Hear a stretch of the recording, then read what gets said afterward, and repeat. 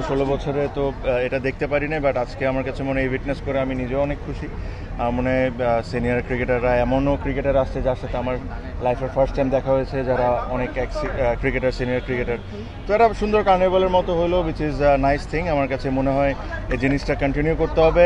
আমার মনে হয় যে কঠিন পার্টটা এখন শুরু হবে, বিকজ এটাকে রিফর্ম করা, তারপরে ইলেকশন করা, তারপরে যখন আমরা নতুন প্রেসিডেন্ট অ্যান্ড দ্য কমিটি তো অলমোস্ট আমরা পেয়ে গিয়েছি, তারপরে যে কাজগুলো ওগুলো মনোযোগ দিতে হবে। বিকজ আমি আজকে একটা কথা বলছিলাম যে যেহেতু এটা আমরা একটা রিফর্মের মধ্যে ছিলাম, প্লাস ইলেকশনটা আমরা করাতে চাচ্ছিলাম তাড়াতাড়ি। আমি অ্যাডক কমিটির মেম্বার ছিলাম না, বাট আমার সাথে যোগাযোগ হইতো বা কথা হইতো।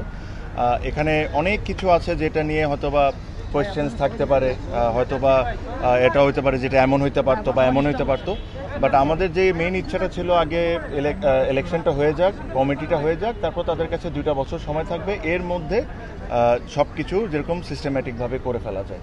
তো আশা করি এখন পর্যন্ত খুব ভালো লাগছে।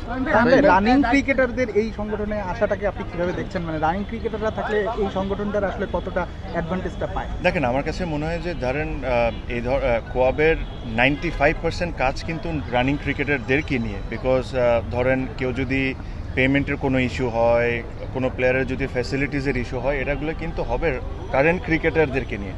তো কারেন্ট ক্রিকেটারদের মধ্যে যদি দাঁড়ায় তাহলে এটা সবচেয়ে ভালো, বিকজ ওরা সুযোগ সুবিধা কি হচ্ছে, কি কষ্ট পাচ্ছে, তারা এটা তাদের চেয়ে ভালো কেউ বুঝতে পারবে না। এক্স ক্রিকেটার অবশ্যই ইকুয়ালি ইম্পর্টেন্ট। যারা আগে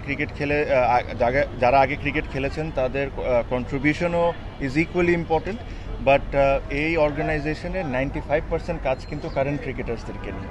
সো ওদের মাঝখান থেকে যদি প্রেসিডেন্ট হয় বা কমিটি হয়, আমি এটাকে খুবই ভালোভাবে দেখি। ভাই, একটা প্রশ্ন ছিল এরকম যে তামিম ইকবাল কেন এই ইয়াতে কবে আসলেন কিনা, এই এক্সপ্লেইনটা আপনার কাছ থেকে আসা উচিত। আই এম শিওর এটা রিজন আপনারাও জানেন আমি কি কারণে আসি নাই। সো ওটা আশা করি সামনে আপনারাও বুঝতে পারবেন।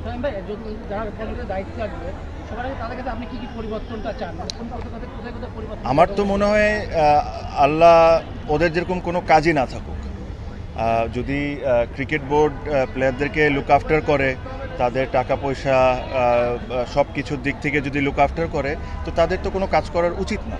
বিকজ কী নিয়ে কমপ্লেন করবে? সো আমার মনে হয় যে ওদের চেয়ে বেশি ক্রিকেট বোর্ডের দায়িত্ব যে ওদেরকে সব ধরনের ফ্যাসিলিটিস দেওয়া হোক, যেটা ওদের রাইটস আর যেটার জন্য ওরা মানে যোগ্য।